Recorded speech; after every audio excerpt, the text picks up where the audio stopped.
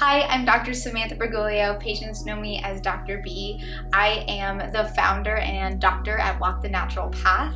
I specialize in hormone health and fertility care, and we were talking about unexplained infertility, and this is going to be part 2 of that discussion.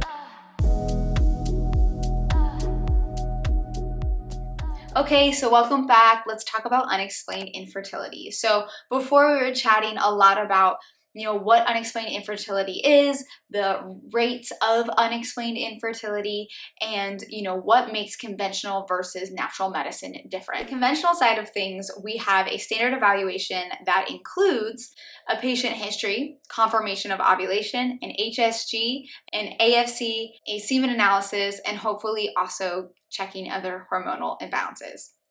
On the flip side, naturopathic medicine evaluation, we're going to dive into all potential signs and symptoms that the patient has, including the male and the female, as well as taking into consideration the semen analysis of values, the hormonal panel, the HSG, the AFC, and so on. Basically, we'll take what conventional medicine does and just add to it by expanding, by, checking normal versus optimal hormonal values, by normal versus optimal semen analysis values. With unexplained infertility, figuring out what the root cause is going to be essential. I know I said it a million times in the last video, it's probably going to be in most of my videos, but at the end of the day, it is very essential.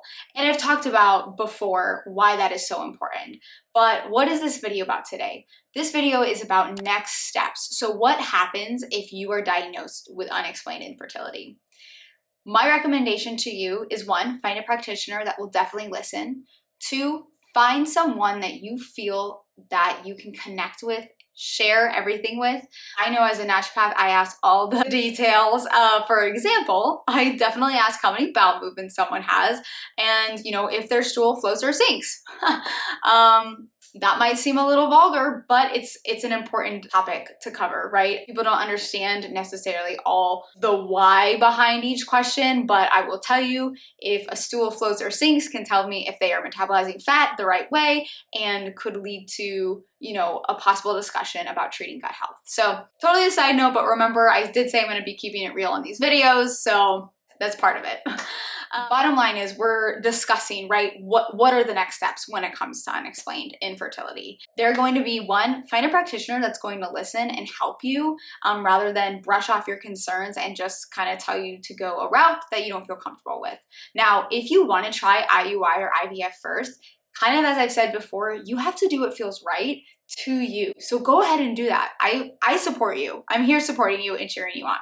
Now, if you're like, this isn't good enough, I want a different answer, find someone that will help you find that answer, right? Find someone that's going to ask the difficult questions, ask the questions about your poop, and, ask the questions about if you are struggling mentally and emotionally, and why do you think that is? I think a lot of people forget to ask the why questions, right? So for example, I'll have someone who has really, really bad anxiety and I'll ask why. And they're like, I don't know, I've always been an anxious person. There's really nothing that it's attached to. Sometimes I'm like, oh my gosh, the gut's the second brain. Your gut health could be messed up, but we don't know about it because everyone's writing off your anxiety as a mental, emotional state rather than something that can actually be fixed through diet and lifestyle or even healing the gut, right? I kind of went off on a tangent there, but ultimately, at the end of the day, again, finding that root cause is going to be really important. And it all leads back to someone listening, taking the time to hear, and kind of seeing your signs and symptoms through a different lens. I usually tell my patients, as I'm looking at a case, I'm looking through a lens that is very specific to fertility. I will be like, okay, this could be something that might not be bothering you in your day-to-day life, but could 100% have an impact on your fertility, right? For example, some people feel really, really tired when their vitamin D is really, really low. Other people don't really feel it at all. However, vitamin D plays an essential role in reproductive health and in pregnancy. So these things are going to be important to figure out and make sure we treat. That could be the missing puzzle piece. The second thing is something that I recommend that may sound annoying to you or anyone struggling with unexplained infertility, and that's going to be try to trust the process. So once you find that person, they figure out maybe those small things that could be going on that create, a big issue. Try to trust the process. It can be really, really difficult, especially for those who have unexplained infertility. As I said in video 1, unexplained infertility can be due to many different things put together. So sometimes, or majority of the time with unexplained infertility, I see multiple things contributing, like thyroid health, low ferritin, vitamin D, implantation issues, gut health, low morphology, low motility.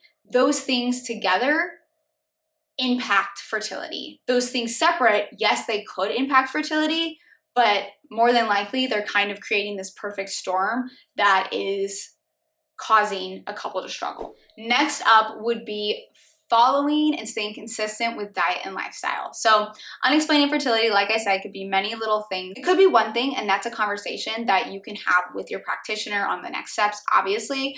But a lot of times when it is many of those things, diet and lifestyle seems to be very crucial. That means sleeping enough, sleeping to where you wake up and you feel rested. That is so key. That can change for different individuals. So some people feel really great and rested on 7 hours. Some people feel really great and rested on 9 hours. I myself am a 9-hour person, so I do not blame you if you like more sleep. But honor that. Make sure you commit to that sleep. That's gonna be my number one thing always. People who follow me, people who know me, know that sleep is king, queen, whatever you wanna call it. Sleep is everything. Number 2, I would say in the unexplained infertility circuit, eliminating environmental toxins might actually be my number 2. That is going to mean drinking filtered water, replacing all plastic with glass or stainless steel. That is going to be making sure we're buying organic meats and dairy. You can buy organic berries, fruit, and veggies, but that can get really expensive. So sometimes I recommend the Dirty Dozen and Clean 15.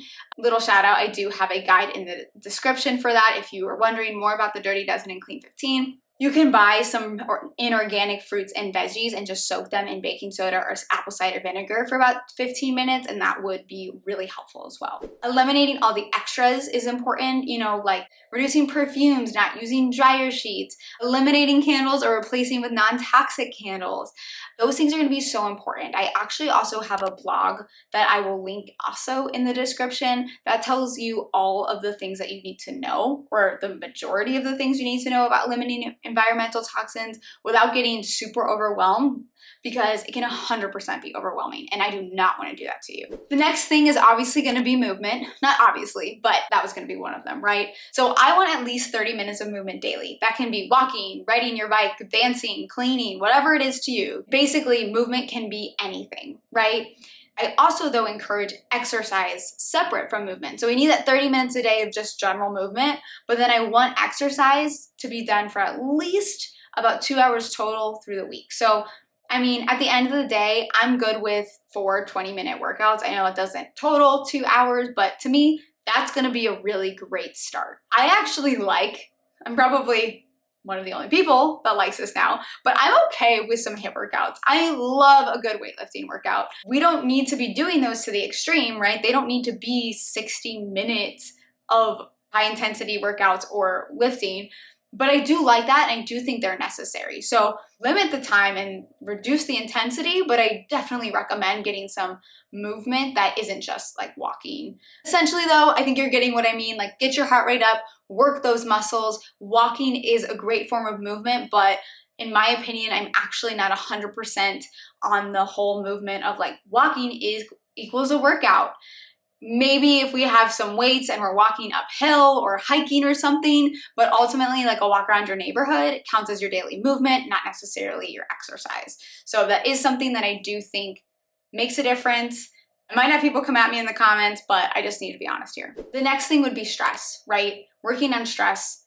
I can't tell you how many people tell me how upset they get when people tell them to relax, go on vacation, have a glass of wine. For all of you listening that have been told that, I'm so sorry that that's been told to you.